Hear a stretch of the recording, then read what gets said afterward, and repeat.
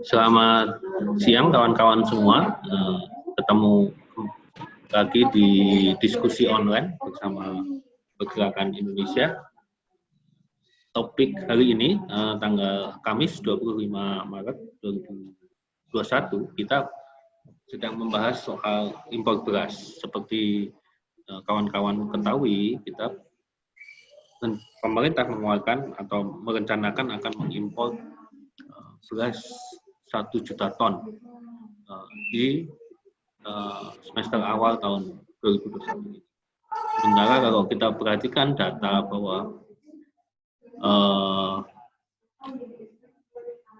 panen raya yang akan dilakoni atau dijalani oleh para petani pada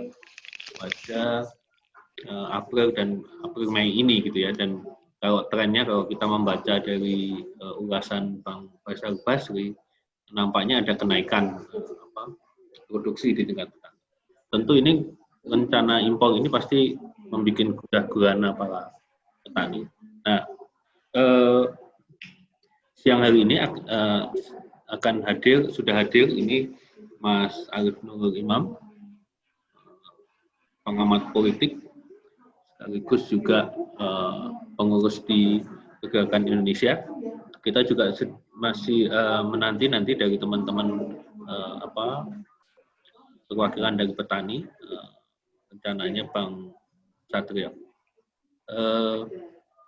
Ya, sambil menunggu, saya akan langsung ke Mas Nurul ini, Mas Nurul. Mas Nurul, selamat siang. Masih unmute itu, Mas Nurul. Itunya mic-nya dinyalakan dulu, Mas Nurul. Siang-siang. Selamat siang. Sehat-sehat semua ya. Kampung ini. Ya, saya tanya nih Bang Nurul, ini sebenarnya kalau dari sisi politik atau politik perberasan, apa sih yang sedang terjadi? Karena ini bukan kejadian yang pertama kali ya. Tahun 2018 juga begitu. Menjelang panen, justru malah impor beras. Ini kalau dari sisi pandangan Bang Nurul gimana?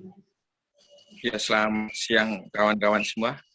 Memang impor beras, rencana impor beras dari Menteri Perdagangan ini menuai polemik karena di satu sisi stok Bulog sebagaimana disampaikan oleh Budi Wasiso sebagai kepala Bulog, hari ini posisi Bulog stok aman ada 950.000 ton sebagai cadangan untuk penyediaan pangan di Indonesia. Namun anehnya, Kementerian Perdagangan akan melakukan impor beras dari luar negeri. Padahal tentu saja ketika melakukan impor beras dari luar negeri ada implikasi, baik implikasi bagi rakyat, bagi petani maupun implikasi bagi elit, bagi pemburu rente. Bagi rakyat adalah, bagi petani beras adalah potensi terjadinya anjloknya harga beras di lapangan, apalagi di tengah masa jelang panen, ini tentu saja menjadi pukulan telak bagi petani sehingga akan menurunkan pendapatan atau penghasilan petani beras ketika panen raya. Ini jelas kerugian yang potensial diderita oleh petani akibat rencana impor beras ini. Tetapi di sisi lain, kalau dilihat dari sisi ekonomi politik, memang impor itu menjadi cara-cara untuk memperoleh keuntungan bagi sebagian elit yang ini kalau dilihat datanya Bang Faisal disampaikan di beberapa media, ada keuntungan sekitar 2 triliun dari impor 1 juta ton ini. Ini tentu menarik kalau kemudian dikaitkan dengan kartel politik di Indonesia, bagaimana modus operandi partai politik dalam melakukan pembiayaan maupun kemudian membangun patronase dengan kekuasaan. Kalau kemudian kita bicara politik perberasan, maka ada dua hal, bagaimana petani itu terproteksi dan bagaimana konsumen juga memiliki daya beli terhadap beras sehingga ada keseimbangan antara petani dan konsumen. Nah, ini saya kira yang pembuka diskusi kenapa impor beras itu dilakukan, kalau dilakukan dampaknya seperti apa, tetapi dari rencana ini tentu ada plus minusnya, ada yang menuai rugi, tetapi juga bagi sebagian elit, terutama pengimpor itu juga akan menuai keuntungan karena ada sekitar 2 triliun hitungan Bang Faisal itu yang akan diperoleh keuntungan dari impor ini. Saya kira itu dulu sebagai pembuka diskusi. Baik. Terima kasih, Mas Arif. Selamat siang, Bang Satrio Damagjati sudah bergabung. Halo, selamat siang, Mas Satrio atau Bang Satrio. Halo. Ya, oke, sudah masuk audionya. Ya, teman-teman, saya perkenalkan, ini Mas Satrio Damagjati adalah Ketua Umum dari DPN Persaudaraan Mitra Tani Nelayan Indonesia atau disingkat Pertani. Ya. Tadi kita sudah memulai, Mas Satrio, sebentar tadi dari Mas Arif Nurul. Ya, seperti topik siang ini kan pemerintah mau mengimpor beras 1 juta ton ini. Nah, bagaimana ini dari sisi petani atau dari sisi organisasi petani ini? Gimana Mas Satrio menanggapi rencana pemerintah itu? Silakan, Mas Satrio. Ya, selamat sore. Terima kasih sudah diizinkan bergabung. Jadi kami dari Persaudaraan Mitra Tani Nelayan Indonesia ini saat ini melihat bahwa masalah polemik impor produk pangan ya khususnya itu tidak hanya pada pemerintahan Pak Presiden Jokowi, tetapi di periode-periode sebelumnya pun juga sudah terjadi masalah impor produk pangan ini. Nah, analisa kami seperti yang pernah disampaikan oleh Pak Jokowi waktu masa kampanye di dalam nawacita adalah mewujudkan kedaulatan pangan. Akan tetapi mungkin ini menjadi evaluasi beliau juga karena besarnya koalisi beliau ini sejak periode 1 dan sampai detik ini impor pangan itu tidak bisa dibendung. Nah, kenapa? Kita lihat masalah faktor ekonomi dulu. Masalah faktor ekonomi ini bahwa di dalam koalisi beliau ini ya kami menyebutnya sebagai koalisi tengkulak ya yang bergabung di dalam pemerintahan tetapi tidak mempunyai visi misi yang sejalan dengan beliau. Makanya jalan pintasnya adalah impor produk pangan. Nah, sedangkan dalam Undang-Undang nomor 18 bahkan dalam Undang-Undang Cipta Kerja yang selama ini kita kawal dan baru disahkan, di situ sudah tertuang bahwa dengan adanya Undang-Undang Cipta Kerja ini seharusnya pangan, apalagi masa pandemi ini, sebagai mercusuar, sebagai pendorong ekonomi masyarakat di tingkat desa. Nah, akan tetapi kita juga tidak bisa menafikan bahwa kondisi saat ini, yang menjelang tahun 2024 ini, banyak para pembantu-pembantu presiden ini sedang mungkin berkoalisi untuk mencari dana menyiapkan 2024 ini jalan pintasnya adalah dengan impor, khususnya produk pangan. Nah, melihat hal itu, kami sudah sampaikan dalam statement-statement dan rilis kami itu bahwa Dewan Pimpinan Nasional Persaudaraan Mitra Tani Nelayan Indonesia ini mendesak Pak Jokowi ini untuk membangun Big Data Pangan. Yang kebetulan beliau sudah mengeluarkan Perpres nomor 19 kalau nggak salah itu tentang satu data Indonesia. Nah, ini sebenarnya sebuah Nomor 39, sorry. Perpres nomor 39 tahun 2019, satu data Indonesia. Nah, dasar ini sebenarnya merupakan pijakan buat Pak Jokowi khususnya sebagai presiden membangun satu data Indonesia khususnya di bidang pangan dari hulu sampai hilir. Nah, Big Data Pangan ini itu nanti dikelola oleh Badan Pangan Nasional sesuai Undang-Undang Nomor 18. Jadi kalaupun ada impor itu tidak jor-joran, tidak besar-besaran. Kita tidak menafikan bahwa dalam era liberalisasi saat ini impor pasti terjadi. Misalkan ada perkumpulan hotel atau restoran yang lebih membutuhkan misalkan beras yang kecil-kecil. Nah, impor tetap pasti terjadi. Tetapi harus ada batasnya. Nah, itu yang pertama. Jadi Big Data Pangan Nasional ini dan Badan Pangan Nasional. Yang kedua, peranan Perumbulok. Kalau saat ini, selama terjadi isu impor beras ini, saya ngelihat kok Pak Buas ini lucu.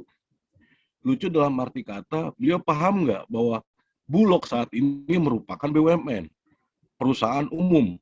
Nah, beliau mengeluh soal bahwa stok beras di gudang sekian, terus tidak mencakup tidak bisa mengcover gabah dari petani.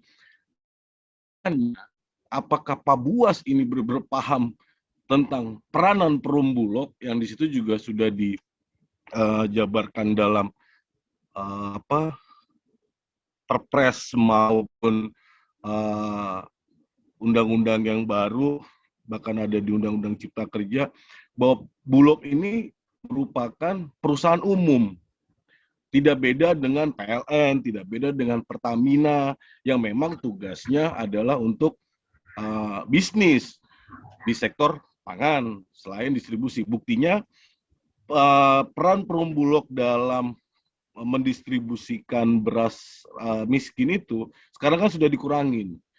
Nah, seharusnya Pak Buas ini sebagai dirut Perumbulok jangan menambah polemik, tetapi bagaimana beliau membangun sebuah sistem agribisnis pangan khususnya sembako yang memang ada dalam tupoksi Perumbulok. Kalau saat ini kan beliau malah mencampurin bahwa pemerintah bla bla bla bla, tapi tidak memberikan solusi. Harapan kami di petani, Bulog itu membeli, mengemas, menjual. Harapan kami sederhana. Tetapi ini kan dari beberapa media, statement segala macam, Pak Buas itu malah curhat.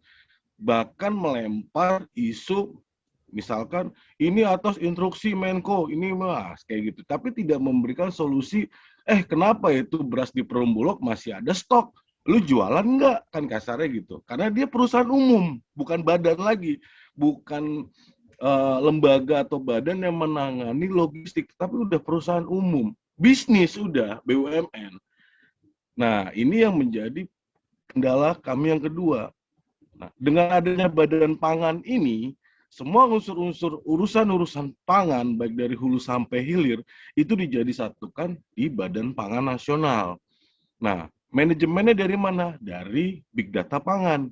Big Data Pangan ini dari hulu sampai hilir. Misalkan, petani A di desa terpencil, dia sudah menginput sebuah aplikasi yang memang luas lahan, kebutuhan pupuk, terus kemudian dia tanam apa, benihnya apa, panen berapa, itu terdata. Sampai 30-40 juta petani se-Indonesia. Bahkan nelayan pun juga se-Indonesia. Bahkan pun penambak garam yang katanya isu garam ini se-Indonesia. Nah, jadi kalau masalah impor, memang tidak bisa kita pungkiri. Yang justru harus kita carikan solusi itu bagaimana membendung, bagaimana meningkatkan ekonomi di bawah itu menjadi sebuah ekonomi. Ini baru dapat laporan di NTT dan di Cirebon, garam di gudang sampai ada sarang laba-laba. Nah, seharusnya dengan adanya Badan Pangan ataupun Perumbulok lah, dia beli itu, dia jual lagi, baik secara retail ataupun grosir. Saya ngambil contoh kayak misalkan salah satu BUMN Telkom misalkan, dia ada bisnis retail, ada bisnis grosir atau wholesale. Nah, swasta-swasta itu yang grosiran belinya di wholesale. Nah, sedangkan yang di retail, dia mainnya itu di IndiHome, terus ada paket apa. Lu harus seperti itu. Jadi jangan cuma bicara mafia pangan, bicara ini. Kalau saya bilang, saat ini ya si Pak Buas ini sebagai salah satu yang anggota koalisi tengkulak juga. Kenapa dia tidak menyelesaikan atau tidak memberikan solusi? Pertanyaannya kan harusnya habis itu di gudang Bulog. Tetapi di Cirebon masih ada numpuk berapa ratus ribu ton, di ini masih numpuk berapa ribu ton.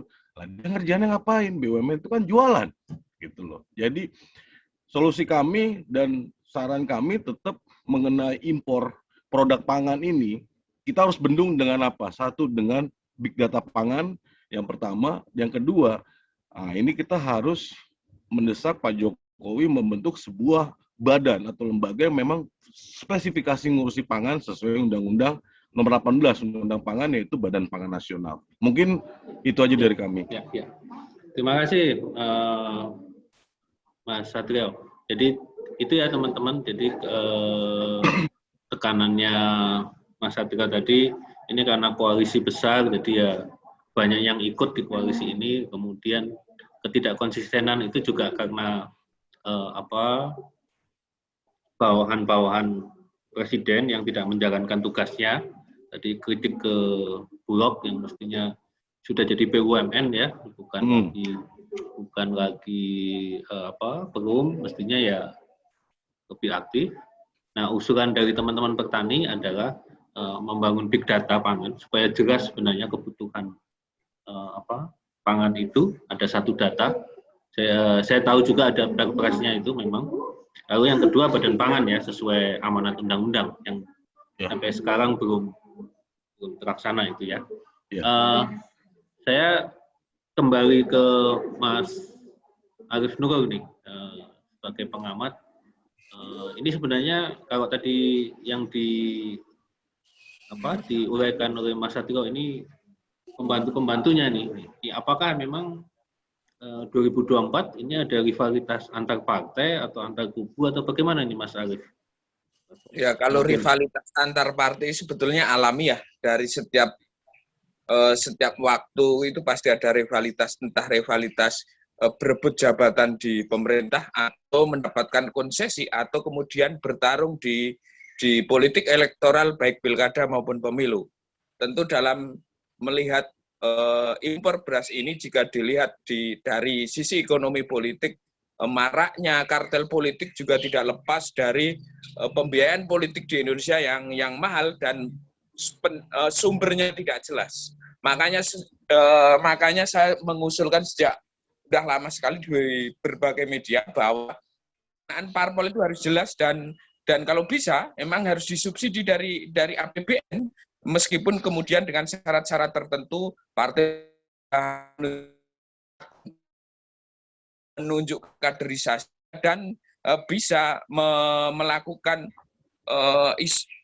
mengurangi peran oligarki ini. Ini saya kira juga sangat penting bagaimana kemudian beras ditarik ke partai politik karena salah satunya maraknya kartel politik. Pak Dodi Ambardi saya kira mengulas ini dan cukup mengena juga bahwa kecenderungan partai politik di Indonesia adalah mendekat dengan kekuasaan, karena dengan kekuasaan itu akan memperoleh banyak konsesi, baik konsesi langsung maupun tidak langsung.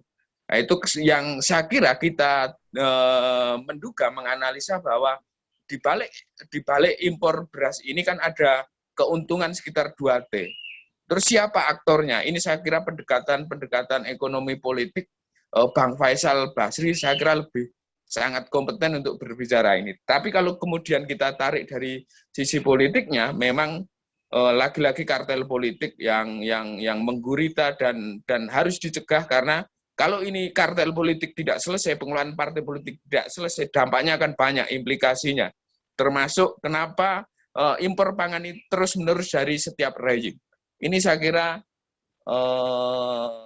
menjawab dari Mas Bayu tadi soal. Ya, Ya, Bung Nurul, mungkin singkatnya begini pertanyaan saya, apakah praktek ini wajar secara politik menurut Bung Nurul? Yang kedua, kalau tidak wajar, apa yang harus dilakukan supaya ini tidak terjadi lagi? Kalau berbicara ideal, tentu ini tidak wajar ketika pembiayaan politik itu berasal dari perburuan rente. Karena kemudian kalau berburu rente itu kemudian akan menggunakan powernya, menggunakan otoritasnya untuk mengeruk keuntungan. Ini kalau bicara secara ideal. Tapi di Indonesia memang ini menjadi PR, bagaimana pendanaan partai ini bisa transparan dan akuntabel sehingga partai tidak hanya menjadi elit sebagian kecil atau oligarki untuk mengeruk keuntungan baik keuntungan ekonomi maupun politik. Terus pertanyaan kedua tadi apa, Mas? Ya, yang kedua adalah gimana menyelesaikan kalau ini tidak wajar gitu ya, menyelesaikan kartel tadi. Saya kira kalau menyelesaikan Pak kartel itu ada minimal ada dua pendekatan. Pertama, partai politik harus berbenah bagaimana mendapatkan sumber dana yang pasti, misalnya dari APBN. Di beberapa negara partai politik disubsidi oleh APBN sehingga partai bisa mandiri dan tidak menggunakan kewenangannya untuk mencari pembiayaan partai di luar biaya anggaran resmi. Kedua, saya kira ketika konteks impor ini, kewenangan tertinggi bagaimanapun ada di Presiden Jokowi. Ketika Presiden Jokowi menginstruksikan menolak impor beras ini, saya kira kalau dia memiliki keinginan kuat, saya kira tinggal perintah Menteri Perdagangan. Tetapi memang kita paham bahwa kekuasaan itu tidak berdiri tunggal, ada banyak kekuatan politik yang di lingkaran presiden, sehingga tarik-menarik kepentingan, tarik-menarik keuntungan itu sangat besar. Bagaimana power politik presiden itu untuk membendung kelompok-kelompok yang ingin melakukan impor ini. Kalau bahasa Mas Satrio ada koalisi koalisi tengkulak, ini saya kira juga tantangan. Bagaimana otoritas dan kewenangan Pak Jokowi ini membendung rencana ini sehingga bisa terhenti. Karena bagaimanapun juga kekuasaan tertinggi ada di Presiden, bukan di Menteri Perdagangan. Saya kira gitu, Mas. Ya. Terima kasih, Mas. Itu tadi teman-teman paparan dari Mas Satrio dan Mas Arif Nurul gitu ya, bahwa ini ada koalisi tengkulak lah, bagaimana kemudian itu juga kartel politik kalau dari sisi politik ya, dan berburu rente. Nah, saya membuka tanggapan mungkin dari teman-teman untuk menanggapi lontaran dari dua narasumber kita. Kita sebenarnya juga sedang menunggu Bang Mindo, tapi belum ada tanda-tanda dia hadir di ruangan ini. Mungkin ada yang mau merespon, silakan angkat tangan ataupun langsung berbicara. Mas siapa nih? Mas Darno, gimana di Jawa Timur nih? Mas Darno nih dari Jawa Timur. Gimana situasi di Jawa Timur nih? Mas Bayu, boleh saya sumbang saran? Oh, ya, silakan Mas Marindra Ishak ya. Iya. Silakan. Ya sebenarnya, ya saya perkenalkan, saya Marindra Ishak. Saya dari Unpad gitu. Jadi berbicara tentang konteks beras ya seringkali jadi polemik. Kalaupun teman-teman di bidang politik ingin membahasnya dari posisi kartel, ya memang benar bahwa ada kecurigaan kita pada pemburu rente itu gitu ya, karena memang kalau data di teman-teman Unpad sendiri itu mengatakan bahwa satu memang stok, kalau tadi yang dibilang Mas Satrio ya, Mas Satrio bilang bahwa penyusunan selama ini dokumentasinya itu sekarang itu udah berbeda. Jadi kita menggunakan metode KSA ya. Jadi KSI itu berdasarkan padi itu lebih akurat. Jadi sudah sangat mendetil, kita pakai peta satelit, juga menggunakan beberapa data dari BPS. Jadi sebenarnya itu udah lebih baik kalau kondisi saat ini. Nah, hanya saja memang permasalahannya ini seringkali ditentukannya oleh kementerian koordinator. Ya, saya melihat bahwa kementerian koordinator itu tidak memiliki hak. Seharusnya yang memiliki hak adalah kementerian teknis. Nah, kementerian teknis itu yang kemudian itu tidak dimiliki sekarang, justru malah kementerian koordinator Kementerian Perekonomian yang memutuskan. Nah, itu menurut saya agak blundernya di situ. Nah, yang kedua, secara data sebenarnya memang produktivitas itu justru meningkat karena kita diuntungkan pada posisi La Nina, sehingga produktivitasnya menjadi lebih tinggi. Memang pada kondisinya mengandung air memang ada beberapa, tapi tidak seluruhnya kemudian mengandung air lebih dari 25%. Jadi menurut saya itu sudah cukup baik ya, apalagi infrastruktur yang Jokowi bangun ya.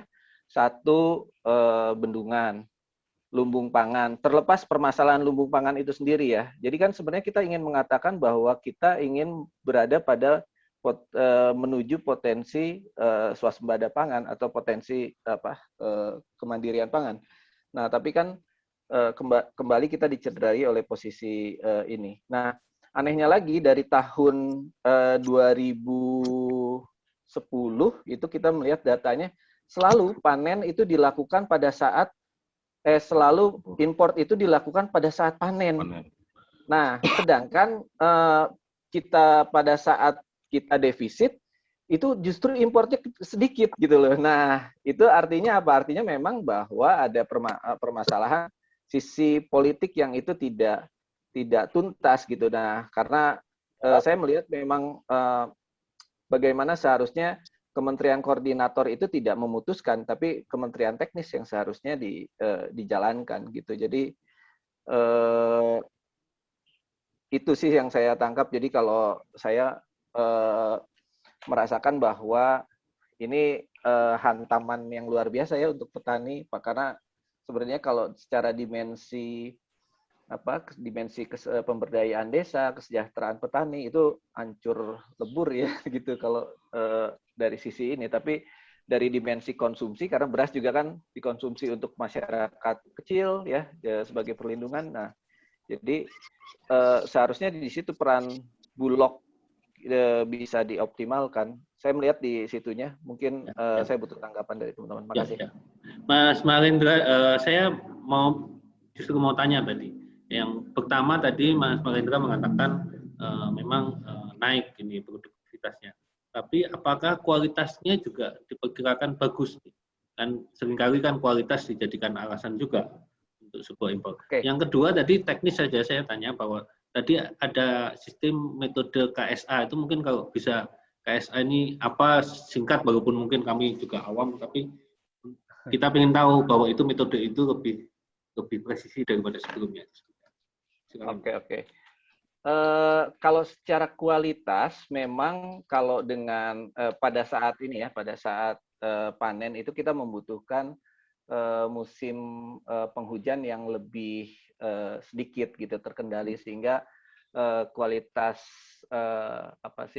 kualitas kondisi airnya gitu, kandungan airnya menjadi lebih rendah. Nah, tapi keuntungannya adalah karena biasanya petani itu banyak lahan baku mutunya itu curah hujan ya, berdasarkan sawah tada hujan.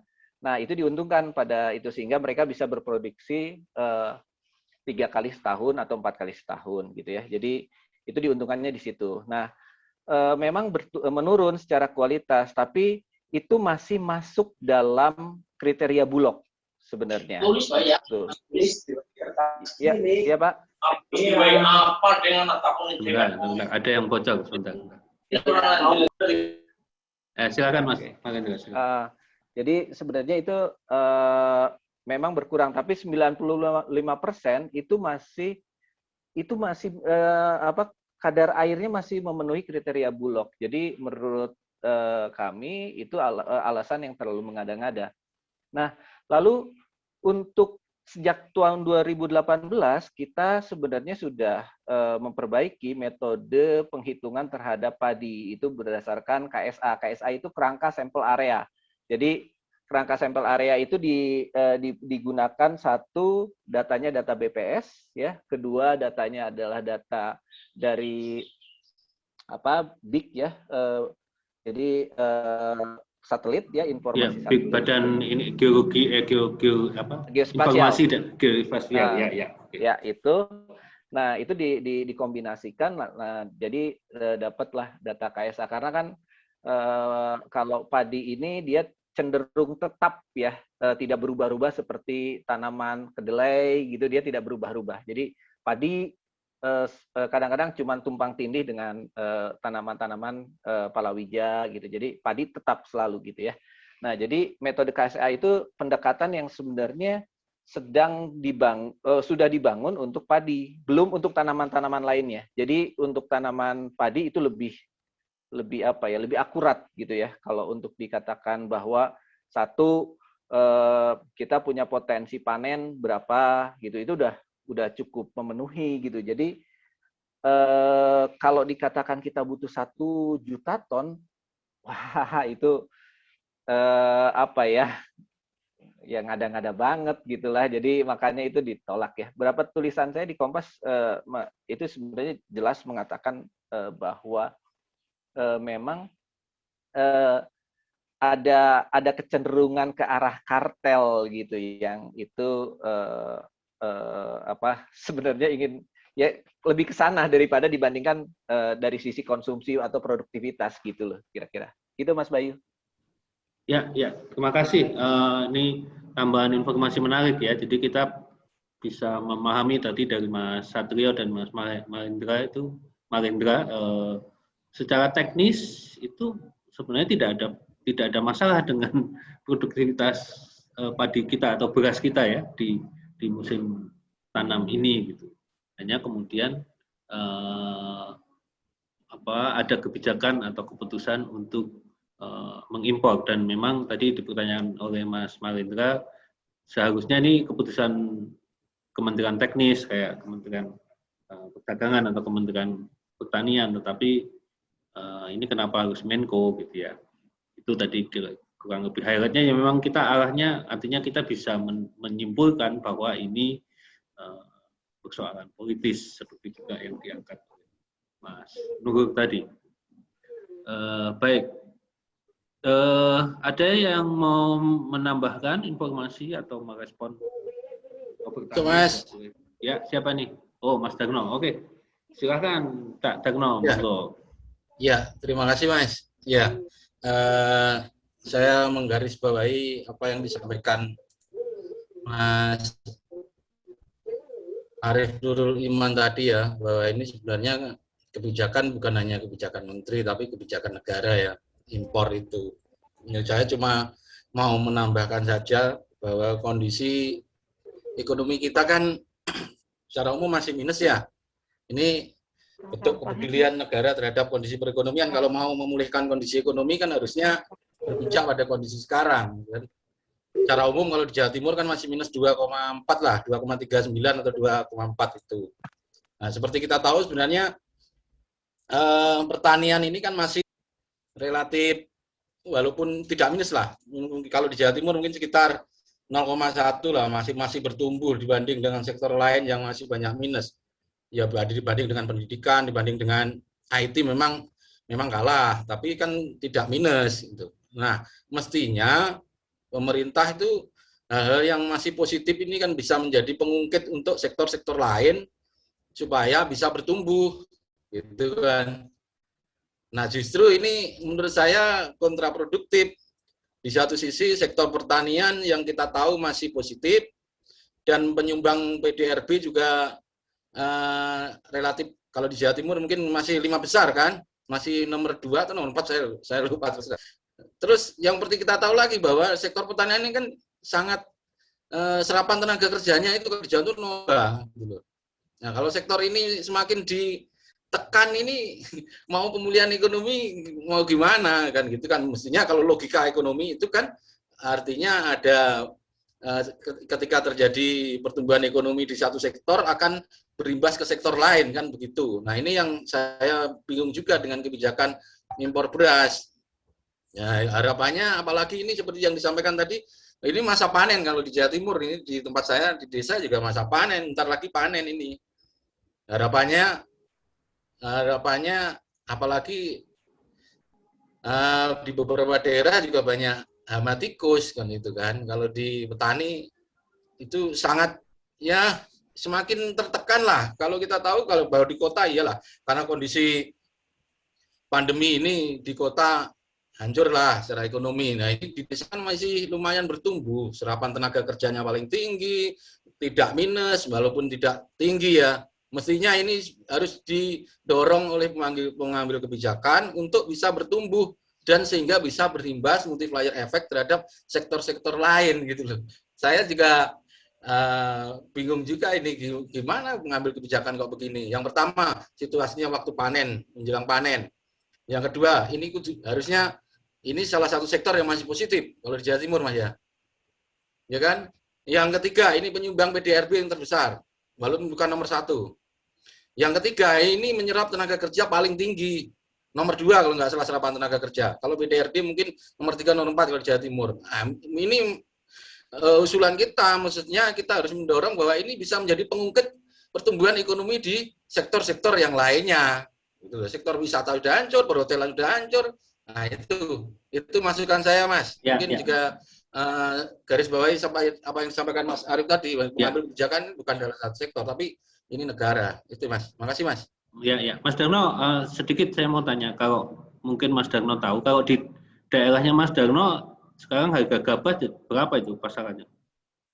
Kalau kebetulan memantau. Kalau di sini kan masih belum full masa panen sekarang.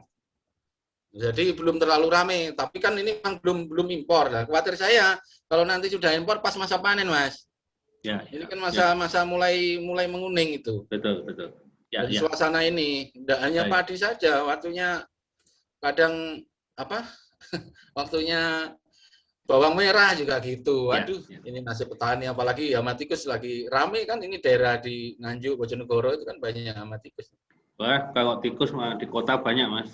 Nah, ini ya, saya ingat teman-teman soal tadi ya, soal pandemi. Tadi teman-teman di Bali Pengong itu bikin liputan. Justru ketika pariwisata hancur karena pandemi, itu yang orang asli Bali kembali ke kampung dan kembali ke pertanian. Dan tahun 2020 justru Bali itu ekspornya naik, ekspor pertaniannya naik. Ya tentu mungkin jenisnya ini ya lebih spesifik, tetapi itu tadi bahwa sebenarnya saya menggarisbawahi apa yang dikatakan Mas Darno. Di kala pandemi justru pertanian ini yang menjadi penyelamat banyak kelompok masyarakat gitu ya, karena relatif stabil sebenarnya. Oke, itu dari Mas Darmo tadi. Tadi kan lebih poinnya ini ya, tadi memang memperhatikan kondisinya, kemudian mau panen raya tapi malah impor, sementara data produksi sebenarnya naik. Nah, tadi yang sudah diangkat oleh Mas Satrio soal Bulog nih, saya juga ingin tanya nih ke dua narasumber kita ataupun yang lain ya. Bulog ini kan sekarang punya fungsi sebagai distribusi, punya fungsi sebagai lembaga bisnis juga, dia harus untung. Ini apakah ini ideal gitu ya? Kalau dulu kan Bulog semata-mata sebagai penyangga gitu ya, tapi sekarang dia juga BUMN, sebagai BUMN yang mencari untung. Nah, apakah ini memperbaiki situasi menurut teman-teman atau sebenarnya kurang tepat Bulog dengan posisi semacam itu? Mungkin kalau siapa nih yang mau menanggapi? Mas Satrio mungkin yang bergerak itu gimana Mas? Ya, jadi terima kasih Mas Bayu. Jadi kalau kita lihat peran Bulog ini kan sekarang saat ini itu mengacunya pada kalau nggak salah ya, itu di Perpres nomor 20 yang 2017 dan Perpres nomor 48 tahun 2016. Jadi tentang penugasan perumbulok ini jadi lebih cenderung ya seperti tadi saya sudah sampaikan, lebih cenderung ke seperti holding BUMN holding pangan. Seharusnya dia beli gabah dari petani atau beli produk 9 bahan pokok dari petani yang kemudian didistribusikan, dia main retail ataupun main grosir. Seharusnya seperti itu. Memang kalau bicara holding BUMN pangan saat ini belum ada yang mumpuni ya. Contoh kayak misalkan Berdikari kalau nggak salah waktu itu bergeraknya di bidang peternakan, tetapi sekarang juga importir. Terus BUMN pangan lainnya misalkan Pertani ataupun PTPN. Nah ini kan PTPN aja khusus perkebunan. Jadi belum ada holding BUMN pangan. Jadi kalau kita bicara mau melawan mafia pangan, nah BUMN pangan ini juga harus bisa leading sektor di industri pangan dari hulu sampai hilir loh. Sekarang kayak misalkan beberapa pabrik kayak contoh Indofood. Nah, saya pernah baca kemarin di media alasan impor garam karena kebutuhan Indofood tinggi masalah garam. Nah, kenapa nggak BUMN ini menggandeng korporat pangan besar kayak Indofood, terus ABC, nyuplai produk pangan. Nah, BUMN ini kan badan usaha milik negara, dia wajar harus untung. Tetapi ya pure bisnis, tidak mencampuri. Jadi kalau saya melihat pada, ini terlepas dari polemik impor produk pangan, BUAS ini dia harus berdiri dalam posisi sebagai komandan BUMN holding pangan. Seharusnya. Jadi karena saat ini distribusi beras Renstra sudah tidak sepenuhnya diambil alih oleh Bulog, berarti kan dia harus mendistribusi ke pasar retail misalkan, atau main di tingkat grosir, dia nyuplai ke grosir-grosir besar. Nah, beberapa daerah memang ada kayak minimarket atau supermarket, saya pernah lihat kayak di Klaten itu ada punya Bulog, kayak gitu loh. Nah, seharusnya ini lebih diperankan. Jadi petani ini bisa tanpa harus Bulog ditekan oleh kementerian terkait untuk beli gabah, secara tidak langsung Bulog tuh udah beli. Misalkan panen bawang kayak tadi Mas Darno bilang nih mau panen bawang tapi masih impor. Seharusnya kayak misalkan daerah Brebes, udah Bulog itu punya gudang. Beli itu bawang dari petani, diolah, kemudian didistribusikan. Nah, ini kan jadi namanya aja perum mereka, perusahaan umum kan. Nah, perusahaan ini ya dia harus untung, wajar karena harus store ke negara. Nah, Mas, jadi peran kalau kita lihat mengacu ke Perpres dan undang-undangnya saat ini ya memang Indonesia satu butuh holding pangan, BUMN pangan. Nah, jadi kalau bicara melawan kartel atau melawan mafia pangan yang selama ini digembar-gemborkan, ya harus dilawan sama mafia juga. BUAS harus jadi kepala mafianya, tapi dia holding holding pangannya, gitu loh. Nah, itu yang pertama. Terus yang kedua harus dikuatin sama data. Nah, untuk regulasi, kan ada di Undang-Undang Pangan Nomor 18, dibentuklah Badan Pangan. Jadi sebenarnya kalau menurut saya, Indonesia ini nggak butuh Kementerian Pertanian. Kenapa? Tanpa ada Kementerian Pertanian, kita sudah memang negara agraris dan maritim kok. Yang dibutuhkan adalah Badan Pangan yang mengolah pangan dari hulu sampai hilir. Jadi kayak padi. Nah, orang hanya bicara pada fokus beras. Sedangkan dari hasil tanaman padi, dedaknya bisa jadi pakan unggas, terus jeraminya bisa jadi pakan ruminansi atau sapi dan lainnya. Jadi satu tanaman aja bisa banyak struktur. Contoh kayak di Jepang. Jepang ini kan negaranya kecil, tetapi mereka bisa membangun sebuah sistem pangan di mana turunan dari satu produk pangan kayak beras itu banyak macamnya. Jadi ada di Jepang itu one single staff of rice. Jadi ada permen beras, ada kerupuk beras, terus ada minuman sari beras. Jadi semuanya serba beras. Nah, inilah aturan peran Bulog kalau memang rencana akan membangun holding pangan. Jadi seperti tadi sudah disampaikan oleh rekan-rekan lainnya bahwa pertanian ini atau sektor pangan ini merupakan sekarang ujung tombak perekonomian. Nah, tapi bagaimana dengan memanfaatkan dana desa yang ada pada pemerintahan Pak Jokowi ini dimanfaatkan di kelompok-kelompok petani di desa. Ini dia membangun korporasi-korporasi tapi dalam bentuk kelompok. Nah, Bulog ini tinggal nampung sebenarnya. Gitu. Jadi kartel pangan ya dilawan mafia pangan ya dilawan sama mafia juga, tapi kita ujung tombaknya strikernya jelas Bulog. Nah, di bawah Bulog ini ada apa? Ada petani, ada berdikari. Nah, ini memang harus menjadi sebuah holding. Dan saya berharap Pak Erick Thohir ini membangun holding BUMN pangan. Gitu. Timbang kayak sekarang begitu peranan Perum Bulog dalam mendistribusikan beras miskin dipangkas, Buas nangis-nangis karena memang beban Bulog kan tinggi. Saat ini hutang Perum Bulog aja udah berapa miliar kan, gitu loh. Karena tidak mengacu kepada benar-benar berbisnis, masih berharap pada mental Bulog di saat masih disubsidi dan ngolah distribusi raskin dan segala macam itu. Gitu. Ya. Menarik dari Mas Sadra ya. Jadi mestinya Bulog ini pure untuk jadi BUMN pangan dan yang leading untuk mengatasi pangan di Indonesia. Dan tadi ada tawaran menarik juga ya bahwa kita ini terlalu sibuk produk dari padi itu hanya beras, tapi sementara hal yang lain bisa dimanfaatkan dan jarang kita omongkan ini. Itu menarik dan itu bisa jadi energi Mas Sadra dan Mas Darno nih. Kalau di Jawa Timur itu yang saya tahu hasil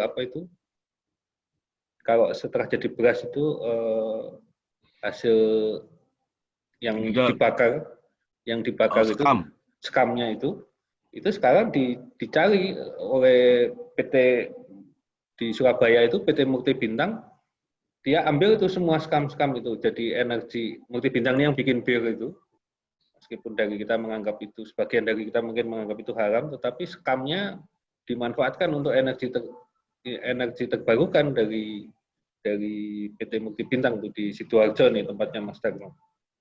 Tapi kan kita tidak pernah membahas itu ya bahwa produk dari padi itu bisa kemana-mana. Ya, ada tanggapan dari teman-teman yang lain? Ya, sebenarnya ini sih Pak Bayu, kalaupun dibilang kontribusi pertanian itu tinggi, itu bukan pada sektor padi ya yang diekspor. Kita lihat kemarin sebenarnya yang diekspor itu buah-buahan, kedua tanaman-tanaman teh, kopi, dan beberapa tembakau. Jadi bukan pada sektor pangan yang ini ya, pangan yang strategis. Jadi memang dia tumbuh di saat COVID, tapi tumbuhnya itu ekspornya lebih pada ekspor yang tadi, buah dan lain sebagainya gitu. Jadi itu. Nah, terus kalau mau dikatakan bahwa Bulog itu sebenarnya kita punya satu hutang dari Undang-Undang Pangan, itu Badan Pangan Nasional itu yang belum terrealisasi sampai saat ini.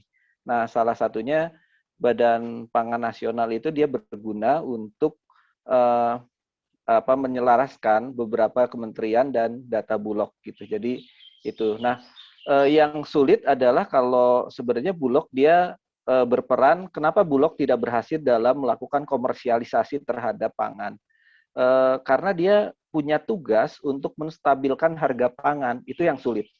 Jadi kalau menstabilkan kadang-kadang dia tinggi, maka dia akan sulit bagaimana menurunkan. Sehingga karena fungsinya menstabilkan, dia punya ada kerugian yang kemudian itu harus diemban oleh Bulog. Nah, itu yang kemudian sulit mengapa Bulog tidak seperti BUMN lainnya. Jadi menurut saya itu yang menjadi kesulitan. Itu sih kira-kira. Makasih. Ya, terima kasih Mas Marendra. Soal badan pangan ya, tadi juga sudah di-highlight Mas Satrio dan di-highlight lagi oleh Mas Marendra. Ini amanat undang-undang saya tahu di Undang-Undang Pangan. Tetapi begini, saya mau tanya ke Mas Arief Nurul nih. Ada psikologi begini Mas Arief, pemerintahan Pak Jokowi ini kan kemarin banyak membubarkan komite atau komisi atau badan-badan yang dianggap nggak berguna gitu ya, dihapus. Sehingga secara psikologis kalau badan pangan ini didorong, apakah mungkin gitu? Karena kemudian kemarin aja udah diberangus banyak puluhan gitu ya, kemudian masa mau bikin badan lagi? Gimana Mas Arief Nurul? Memang di kepemimpinan Presiden Jokowi ini salah satu targetnya perampingan birokrasi termasuk badan-badan negara yang dianggap tidak efektif dan efisien. Sehingga kemudian beberapa badan atau lembaga negara itu kemudian dirampingkan, kalau tidak salah ada 23.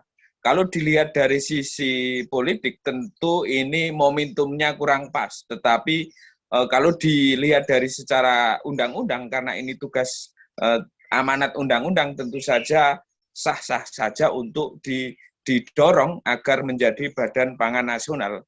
Tentu saja untuk mendorong dan melahirkan dan terbentuk Badan Pangan ini tidak sekedar usulan, saya kira harus ada gerakan yang minimal melakukan lobby maupun melakukan pendekatan kepada para pembuat kebijakan, entah itu presiden atau DPR, bagaimana pembentukan badan itu bisa terwujud. Tetapi juga saya kira soal argumentasi bagaimana pentingnya badan pangan itu harus dibangun.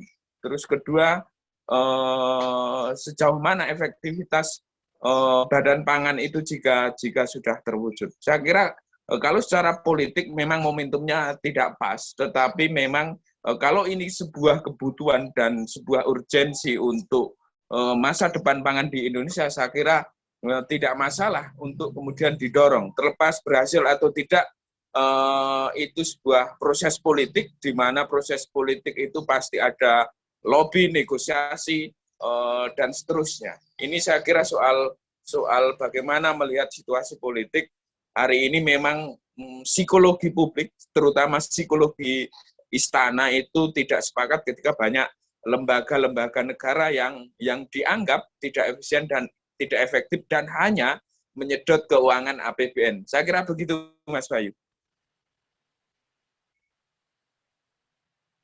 Ya, terima kasih Mas Arief.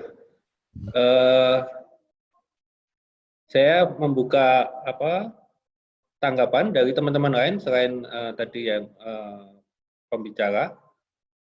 Ada beberapa teman yang saya kenal atau saya tahu nih, ada Bung Nawir dari Makassar, kalau mau menanggapi, atau juga ada siapa ini, Bang Fihri dari LIPI nih, atau gimana kalau dari pengamatan teman-teman ini nih, teman-teman LIPI atau teman-teman dari Makassar, kalau mau menanggapi silakan.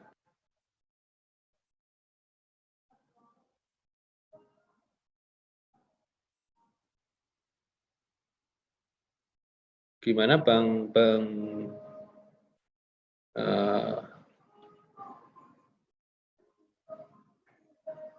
Fihri, gimana Bu? Ada yang mau disampaikan mungkin?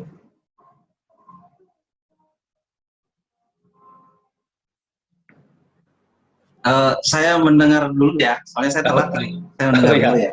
Baik, terima kasih. Dengar semuanya soalnya. Sip, baik ya. Bung Nawil, gimana? Makassar panen raya atau tidak nih? Sulawesi Selatan kan salah satu lumbung padi ya di sana.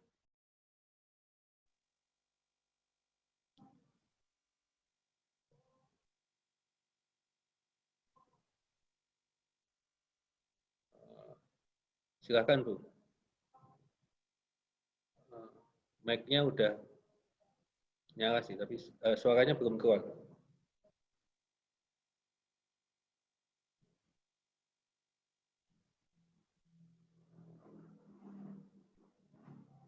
Bung Nawir.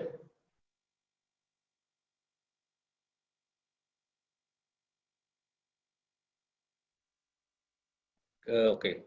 Sambil menunggu, kayaknya ada kendala audio kayaknya Bung Nawir.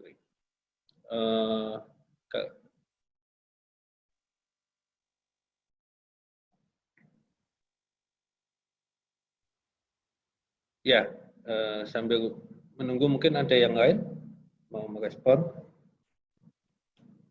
Tadi kita sudah bicara ya bahwa sebenarnya secara produksi kita mau panen akan naik, tapi justru akan pemerintah mau impor. Lalu secara institusi memang agak aneh kenapa ini diputuskan oleh Kemenko. Biasanya ini kan perdagangan gitu ya. Lalu juga kita sudah bicara soal butuhnya Badan Pangan Nasional sesuai amanat undang-undang, tapi juga butuh BUMN pangan yang lebih lincah, lebih istilahnya Mas Satrio striker gitu ya. Kalau ada kartel pangan atau mafia pangan ya harus dilawan dengan cara-cara mafia juga gitu ya, dengan BUMN yang menjadi holding dan diharapkan justru Bulog yang menjadi paling depan. Itu tadi rangkuman pembicaraan kita sampai saat ini. Saya pengen ngajukan sederhana sebenarnya Mas Bayu. Kalau kita lihat apa yang dilakukan Susi Pujiastuti ya, ketika dia memimpin Kementerian Kelautan dan Perikanan dan Kelautan, itu kan sederhana sekali. Dia ingin menjaga laut, maka dia singkirkan yang membuat laut kita terancam. Nah, indikator itu sebenarnya indikator yang mudah sekali dibaca oleh kita ya. Jadi indikator kalau kita pengen jaga kedaulatan laut, maka kita harus jaga nih kapal-kapal asing supaya tidak masuk, supaya benar-benar kita kedaulatan terhadap lautnya itu benar-benar berdaulat, terus juga bisa berlanjut. Lalu juga akhirnya dibuktikan dengan ekspor yang meningkat, harga juga naik, ya harganya, keuntungan untuk para petambak juga baik. Nah, itu sederhana. Nah, kalau kita ingin lakukan kedaulatan pangan, sebenarnya ya lakukan hal yang sama sebenarnya. Jangan kemudian melakukan import sehingga petani kita terancam, gitu. Lalu juga tetap mendampingi petani supaya kalau misalnya tadi ya ada keluhan petani garam, petambak garam kenapa tidak disedot oleh Indofood. Ya karena pada satu sisi juga kualitas garamnya memang terpenuhi, tapi kadangkala petambak kita juga jahil, kotor, lain sebagainya. Nah itu menjadi sebuah kendala. Nah kalau itu kita mau ya seharusnya didampingi. Nah dan itu yang sebenarnya tidak terlalu di Kementerian Pertanian dan koordinator ini itu tidak dilakukan. Jadi menurut saya yang bisa dibaca oleh publik deh. Itu hingga kalau kita pengen kedaulatan pangan, ya jangan lakukan dong itu ekspor sana sini, kecuali kalau komoditas-komoditas yang memang premium gitu ya. Itu misalnya terhadap penyakit diabetes lain sebagainya. Nah kalau kita lihat di lapangan itu di Garut saja ya harganya itu udah 2.800 dari HPPGKP ya, gabah kering panen. Gabah kering panen kan harusnya 4.400. Nah, itu 2.800. Di Karawang 3.300. Itu kan luar biasa tekanannya. Untuk produktivitas, untuk memenuhi produktivitas 1 hektar saja, itu tidak mampu. Untuk 3.300, 4.400 saja kadang-kadang rugi. Nah, itu yang menjadi kendala. Jadi menurut saya, ya harusnya diterjemahkan secara sederhana seperti yang dilakukan Menteri Pujiastuti ya. Kalau menurut saya sih itu. Ya. Satu pertanyaan dari saya ke Mas Marindra. Idealnya 1 hektar sawah itu padi itu harga berapa itu HPP-nya?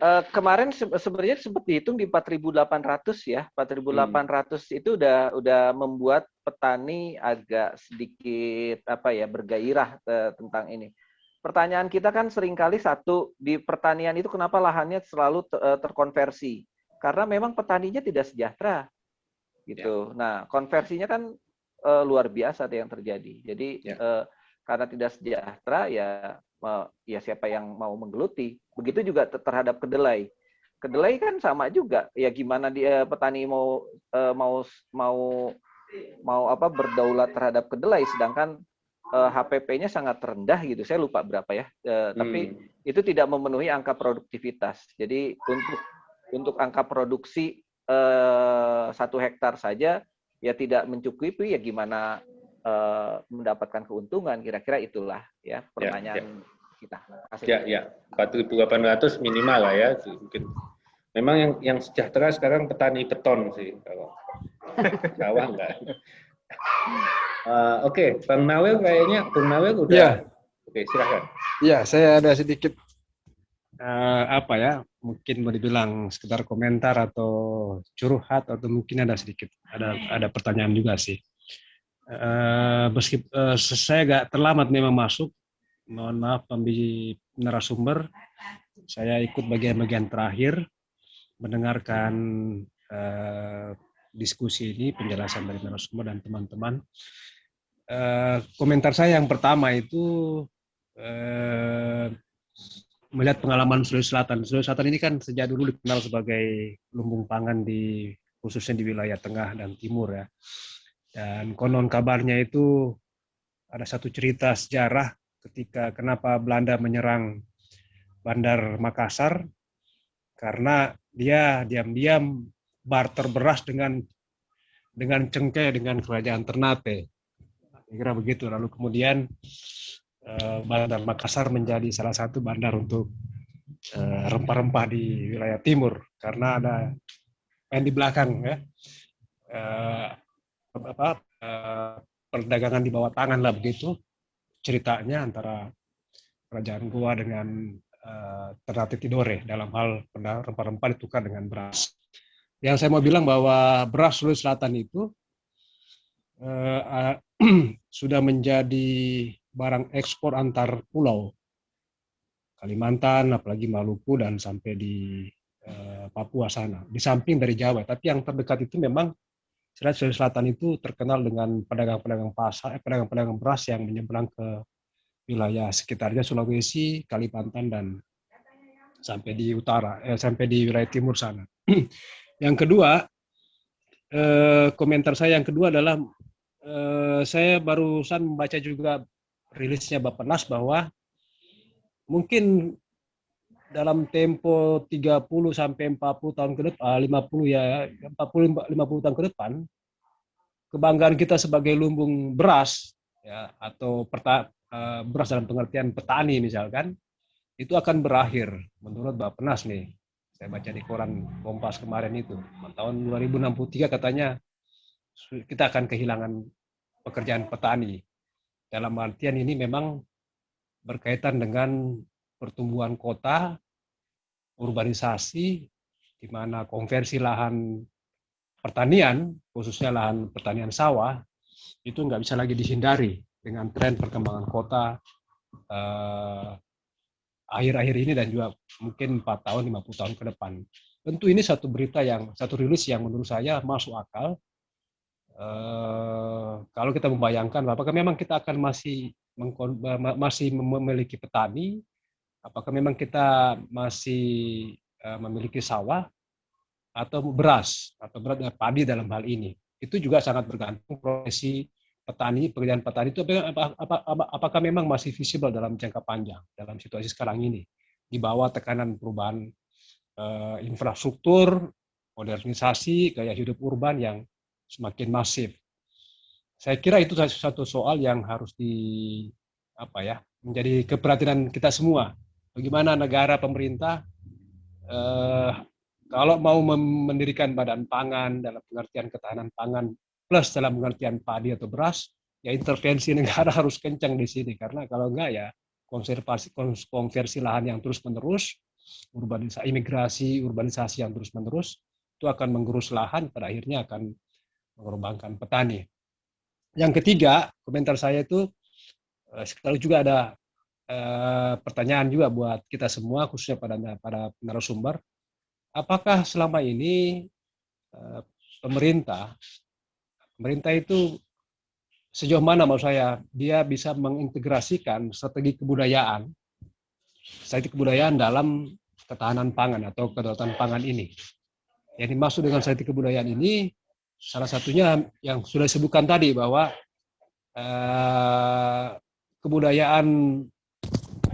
strategi kebudayaan kita dalam hal pangan, khususnya selama Orde Baru yang target swasembada pangan, khususnya beras, itu mengorbankan tradisi pangan lokal, budaya pangan yang sesungguhnya tidak identik dengan beras. Kita semua tahu itu tidak identik semua dengan beras. Banyak macam.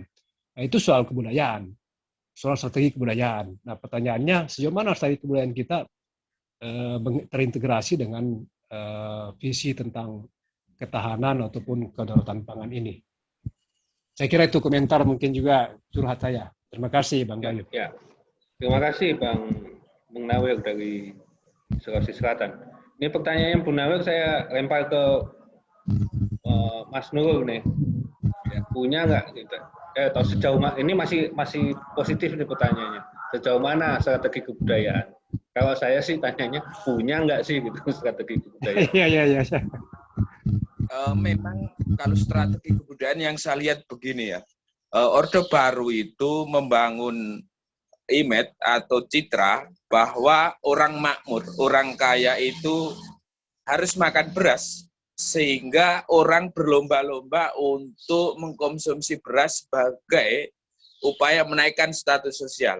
Ini bisa kita lihat kemudian dampaknya diversifikasi pangan dengan karbohidrat yang setara beras ditinggalkan. Misalnya di daerah saya, dulu orang makan itu jagung, gaplek, itu masih sebuah kelayiman ketika saya kecil. Tetapi hari ini sudah tidak ada, karena ada stigma bahwa makan selain beras itu orang susah, orang secara status sosial rendah. Ini saya kira strategi kebudayaan yang destruktif, dan bagaimana kemudian tugas kita membangun strategi kebudayaan agar pangan itu tidak sekedar beras, tetapi ada di Indonesia Timur ada sagu, ada singkong yang memiliki kesetaraan untuk memenuhi kebutuhan karbohidrat dalam tubuh kita. Ini sering saya tulis pendek-pendek kalau teman yang ikut Facebook saya, krisis pangan itu sebetulnya tidak ada, yang ada adalah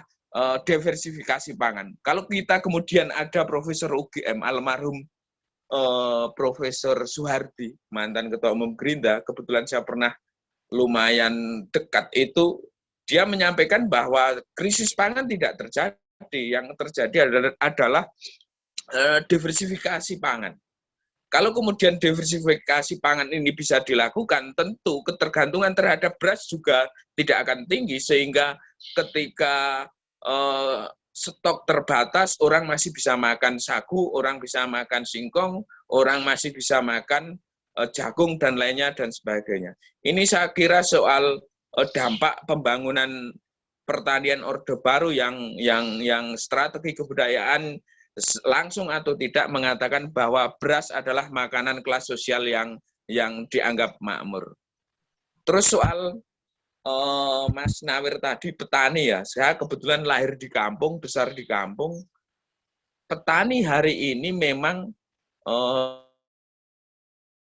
kita lihat data, bahkan petani itu sekarang yang bertahan di usia 45 ke atas, artinya udah golongan yang tua, sehingga tingkat produktivitasnya juga menurun. Yang saya lihat terjadi justru petani juga hanya sebagai status saja, karena banyak petani yang sejatinya tidak bekerja di sektor pertanian, bergeser di sektor-sektor buruh-buruh kasar, seperti buruh bangunan atau buruh-buruh yang sifatnya kasar. Ini saya lihat minimal di daerah saya bahwa pekerjaan petani itu sekarang sekedar status, mereka di KTP petani tapi sumber kehidupannya bukan dari sektor pertanian. Ini saya kira juga dampak dari pemerintah yang mengabaikan petani. Jadi kalau saya bilang, sering saya katakan bahwa ketika petani bergeser menjadi profesi lain, jangan salahkan petani juga, karena ada peran pemerintah yang mengabaikan sektor pertanian. Seperti hari ini ketika mau panen beras, ternyata justru impor beras, sehingga dampaknya terhadap kesejahteraan petani.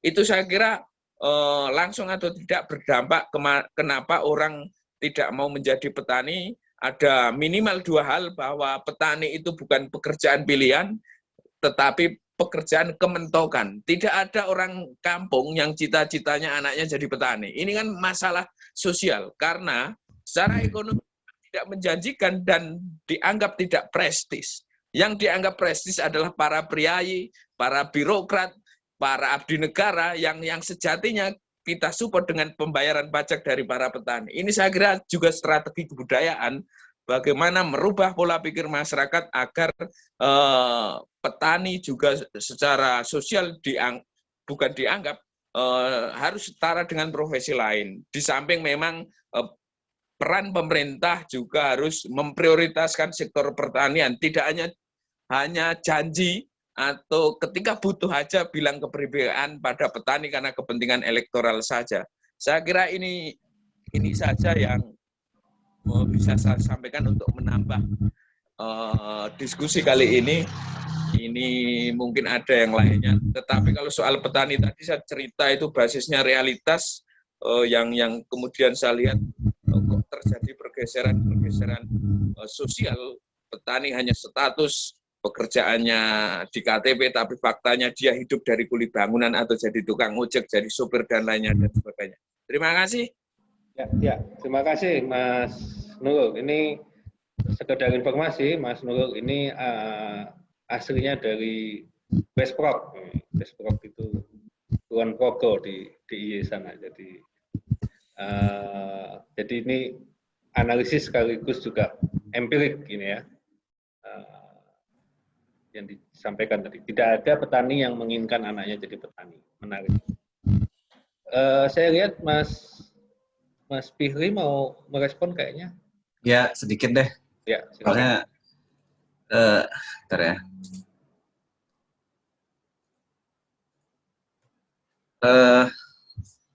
Mungkin saya nanya dulu kali ya. Satu, yang diimpor itu beras jenis apa ya? Saya mau tanya dulu. Ada nggak teman-teman yang tahu? Ya, Mas Satrio atau Mas Marindra atau Mas Arif Nurul punya info? Kalau yang saya dapat info itu beras yang diimpor itu seperti IR64. Itu premium ya?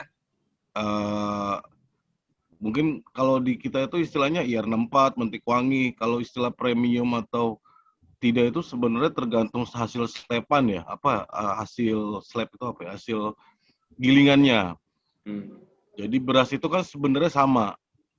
Istilah premium ataupun tidak itu tergantung hasil slepan. Jadi yang masih ada jumlah pecahan ya. Yang masih pecahan beras atau yang mengkilap. Nah itu tinggal tergantung slepannya aja. Jadi kalau itu yang diimpor jenis apa itu ya? Soalnya nyambung ke pertanyaan saya nanti, jawaban saya. Ya kalau dari yang kita tahu itu yang ada di gudang Bulog yang sebelumnya pernah impor itu ya kalau di kita ini istilahnya IR64. Cuman kalau di sana tuh apa istilahnya kurang paham saya. Tapi berasnya yang diimpor tuh sama seperti kita yang dikonsumsi IR64. Gitu loh. Kalau di kita kodenya IR64, cuman yang istilah diimpornya itu yang kita belum tahu yang dari sana apa. Kan penamaannya dari negara importirnya, dari negara impor. Kayak misalnya di Thailand, di Vietnam itu jenisnya apa, tapi yang kemarin kita lihat itu yang mangkrak di gudang yang masih ada sisa itu sebenarnya sama dengan IR64 berasnya. Berarti sama dengan yang kita konsumsi ya sehari-hari ya? Iya, sama yang bukan hanya dikonsumsi, yang diproduksi dan yang dipanen juga. Berarti substitusi ya. Nah, kalau jawabannya seperti itu, jadi gini, saya bukan bukan banyak bergelut di isu, cuma saya tertarik dengan isu impor sama ekspor. Jadi karena saya sebagai eh, peneliti ekonomi ya, jadi mungkin saya perspektifnya agak sedikit berbeda dibanding teman-teman sebelumnya ya. Jadi gini, kapitalisme ya. Jadi kalau kita bicara, saya ingin mulai dari sistem ekonomi dulu, bahwa sistem ekonomi itu dibatasi oleh permintaan. Jadi demand constraint. Jadi kalau impornya banyak, ya berarti demand-nya lagi tinggi memang. Satu.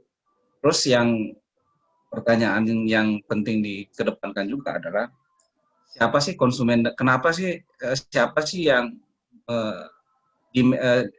sih yang menikmati, misalnya kalau dijual beras ini ya.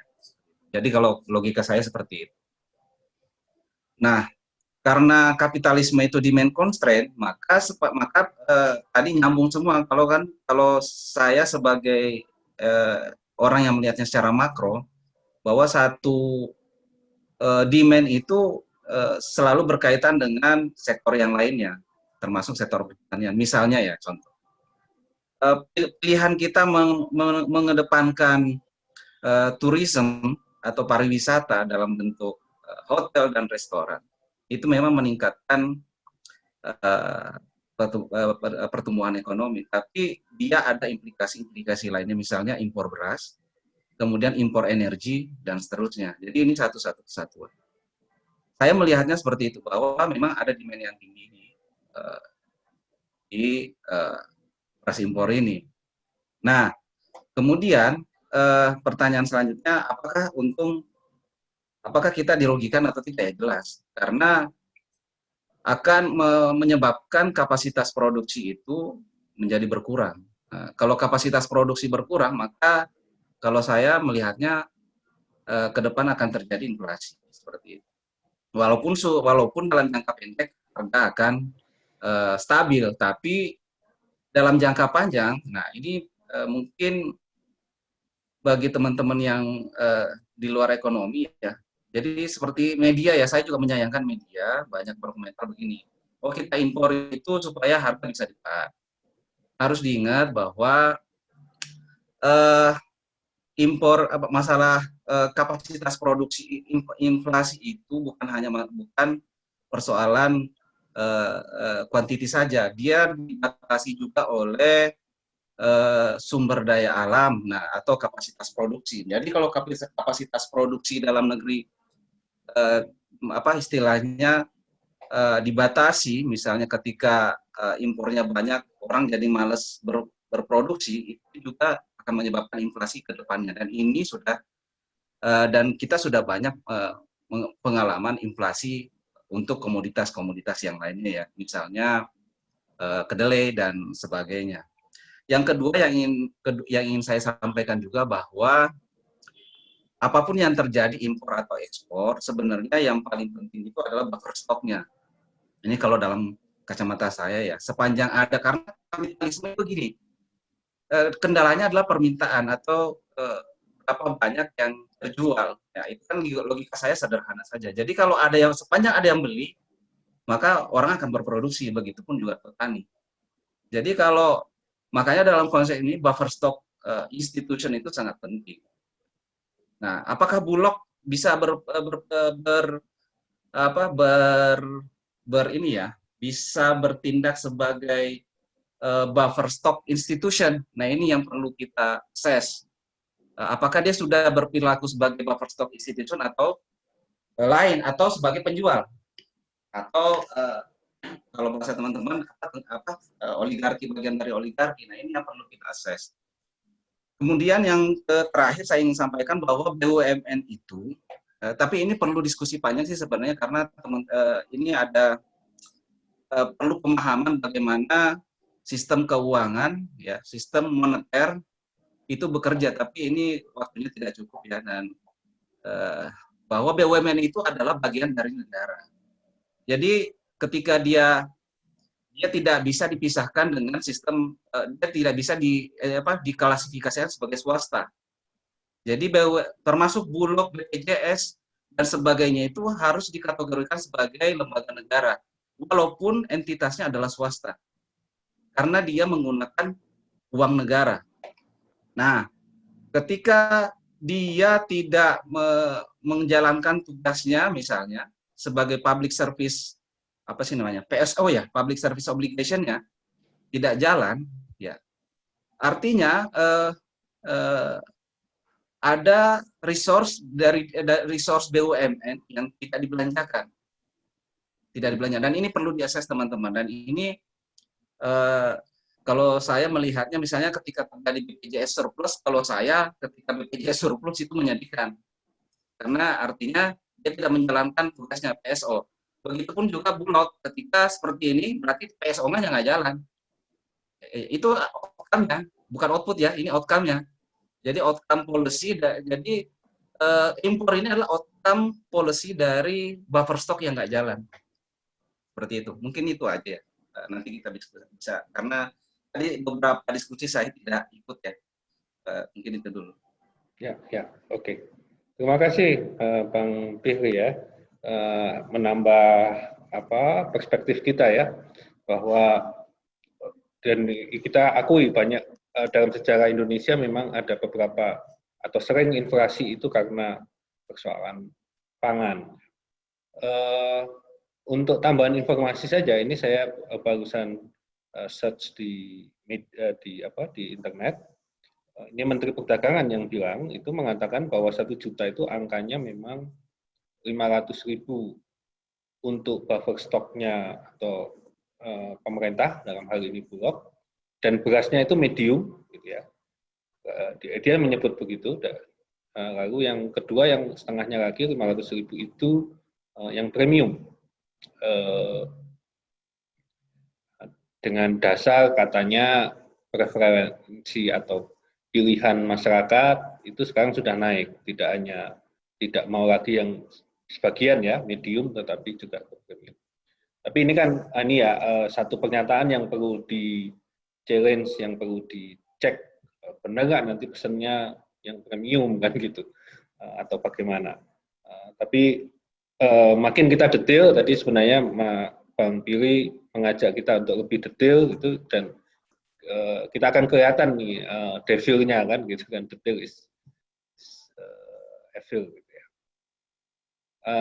Ada yang mau merespon lagi? Beberapa teman yang lain?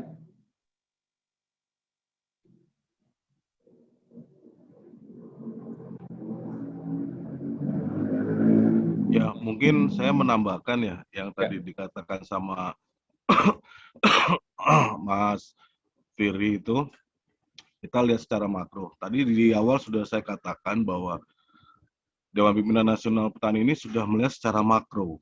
Jadi dalam konsep tatanan dunia yang saat ini, neoliberalisme era baru ini, yang memang kita bicara supply dan demand. Makanya kenapa ada impor? Impor itu tidak bisa kita menafikan, kita tidak bisa memungkiri bahwa Indonesia ini menolak impor, gitu loh. Kita tidak seperti Korea Utara yang negara komunis ataupun Kuba yang negara sosialis, tapi kita negara Pancasila. Nah, kita tidak melarang impor, tetapi ya bagaimana kita menahan impor ini dengan meningkatkan kualitas. Tadi juga sudah disampaikan sama Mas Bayu bahwa beras yang akan diimpor adalah premium medium. Mungkin kalau di istilah kami ini, istilah premium medium ini cuma dalam kondisi jenis beras. Ada yang beras memang IR64 tapi dia pulen, ada IR64 yang memang perak, istilah kita, jadi beras pulen dan beras perak gitu loh. Nah, kalau bicara supply demand, ada permintaan impor. Iya, yang minta siapa? Sedangkan stok di Bulog saat ini pun masih puluhan dan ratusan ribu ton yang mangkrak gitu loh. Nah, jadi permintaan siapa ini? Nah, makanya ada supply demand. Dan kalaupun negara ini impor, berarti kan menggunakan uang negara. Nah, siapa yang berhak impor? Nah, kalau yang tempo hari sempat impor itu PT Berdikari karena Buas menolak impor. Nah, terus Pertani juga impor. Nah, tetap menggunakan BUMN untuk impor. Nah, yang ketiga, di saat periode kedua ini, Presiden Jokowi, ini tadi dari Mas mana nih yang bicara masalah SDM manusia, Presiden Jokowi sudah mencanangkan akan meningkatkan SDM unggul. Nah, makanya kita mengkampanyekan SDM petani unggul. Jadi petani tidak hanya bercocok tanam, tetapi kita sudah mulai dari hulu sampai hilir, bahkan sampai pasar, bagaimana sampai ke tingkat konsumen. Jadi sosio petani entrepreneur itu sudah lagi kita galakan. Jadi, nah, menyangkut bicara tadi mengenai badan pangan, kalau kita bicara pangan, berarti kita sudah tidak bicara pertanian. Kita sudah tidak bicara perkebunan, kita sudah tidak bicara peternakan. Kita bicara food, not agriculture. Nah, Undang-Undang Nomor 18 ini jelas, lembaga yang mengurusi masalah pangan, berarti regulasi. Sedangkan kalau kementerian, ini kan sekedar kebijakan, bukan teknisnya pun juga kebijakan. Contoh, kayak misalkan kita mau prosedur impor ya, bawang putih misalkan. Prosedur impor bawang putih, Kementan akan memberikan rekomendasi yang menjadi acuan di Kemendak dengan syarat itu ada di Kepmen. Minimal pengusaha importir itu harus memiliki produksi 5% dari jumlah kuota impor. Nah, yang jadi tanda tanya besar kami itu apakah impor beras ini juga seperti itu.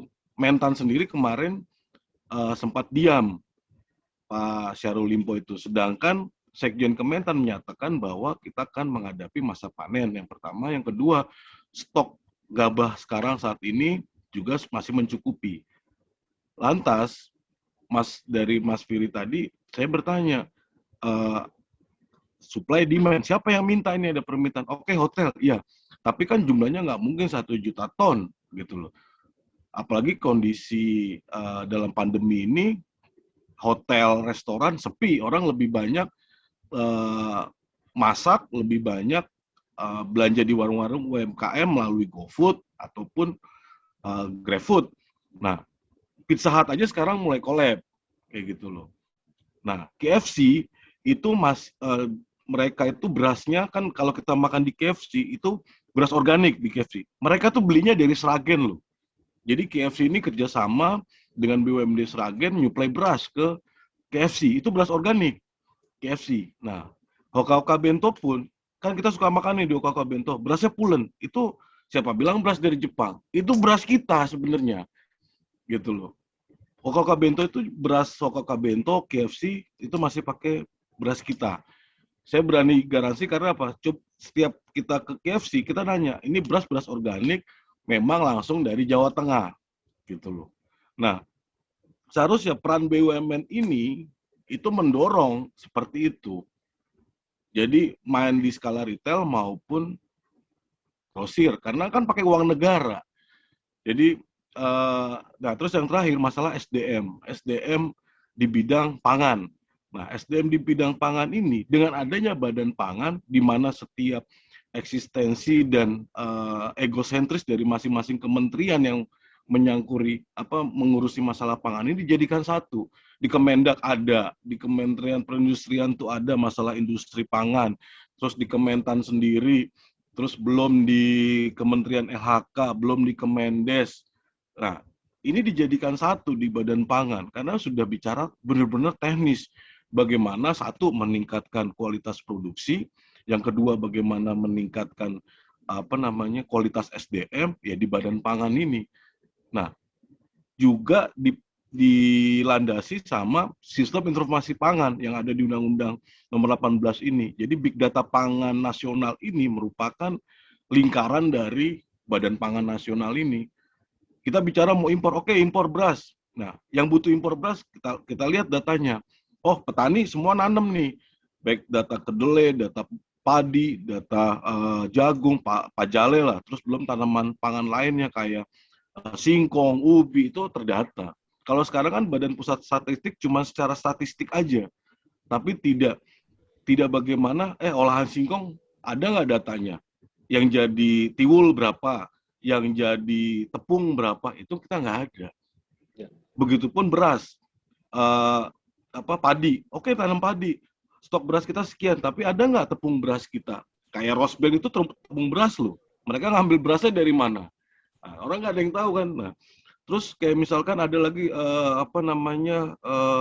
saya lupa itu produksi buat roti itu, yang biasa kita beli roti itu apa namanya? Itu juga pakai tepung beras. Nah, jadi pangan itu nggak hanya pertanian, tapi udah include termasuk ikan, termasuk perkebunan juga kayak sawit.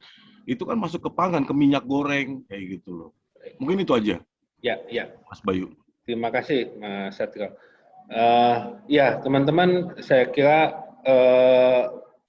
ini ya, ada tadi banyak masukan dari teman-teman semua, bahwa saya coba merangkum, ada beberapa poin yang mungkin saya catat itu, bahwa memang soal data dan ini menjadi penting gitu ya, karena kalau kita mengklaim ini perlu impor atau tidak perlu impor, ya kita harus bicara datanya. Nah, ini memang ada beberapa data dan fakta yang kemudian muncul, bahwa tadi di-highlight oleh Mas Satrio dan Mas Marendra, bahwa bahkan BPS juga mengatakan bahwa produksi kemungkinan naik ini menjelang panen raya ini, gitu ya. Di sisi lain, pemerintah lewat Menteri Perdagangan mengatakan butuh beras premium dan setengah lagi medium untuk buffer stok. Gitu. Nah, tetapi berapa sebenarnya buffer stok? Karena di beberapa media juga kepala bulog mengatakan masih cukup banyak buffer stoknya. Nah, ini memang kita akan bisa mengkerucut perdebatan perlu tidaknya impor kalau kita bisa membuka atau mencari data yang lebih valid ya, setidaknya di beberapa media sudah terbuka itu. Nah, ini juga terima kasih masukan-masukannya, karena ini juga jadi masukan bagi kami di Pergerakan Indonesia. Mas Bayu, ya, bisa saya nih, saya lupa tadi. Jadi sorry. Jadi buffer stock itu maksud saya itu tidak dengan jadi kalau dia impor, dalam konsep saya bukan buffer stock namanya. Buffer stock itu dalam konsep dia membeli produk misalnya dari petani lokal, bukan impor. Itu jadi saya klarifikasi. Jadi buffer stock dalam apa yang saya sampaikan tadi adalah buffer stock dia membeli beras dari petani, bukan impor. Ya. Terima kasih Mas Pirim. Jadi menjelaskan juga bahwa sebenarnya peran Bulog sebagai penyangga ini buffer stock itu mestinya bisa membeli dari petani kan, atau petani lokal kita gitu ya. Nah, jadi memang data-data dan fakta sudah, saya kira dalam diskusi ini cukup terungkap, petanya sudah relatif jelas gitu ya, peta teknisnya sudah jelas sebenarnya. Ada kemungkinan kenaikan produksi, mau panen raya, tapi ada rencana impornya sekian, ini secara teknis sudah jelas. Tinggal yang tadi Bung Arif Nurul tadi pamit, minta izin meninggalkan Zoom duluan, itu adalah peta kepentingan politik yang mungkin tidak banyak kita bahas dalam diskusi kali ini gitu ya. Tapi terima kasih teman-teman, karena ini menjadi masukan kami buat teman-teman di DPR Pergerakan Indonesia. Ini masukan dan mungkin kami akan merumuskan apa langkah-langkahnya. Tetapi juga ada banyak PR juga yang mungkin bisa kita bahas dalam diskusi berikutnya. Saya minta izin untuk nanti diskusi ini kita di Zoom ini kami unggah di YouTube Pergerakan Indonesia, supaya juga makin banyak teman-teman yang bisa memahami atau mengetahui kondisinya. Saya berterima kasih ke Mas Satrio yang sudah menjadi salah satu narasumber, juga Mas Arif yang sudah duluan. Terima kasih juga dari beberapa teman yang sudah menambahkan data seperti Mas Marendra, Mas Fihri, kemudian Bung Nawir, yang tadi juga Mas Darno di Jawa Timur, dan juga teman-teman yang sudah hadir di sini.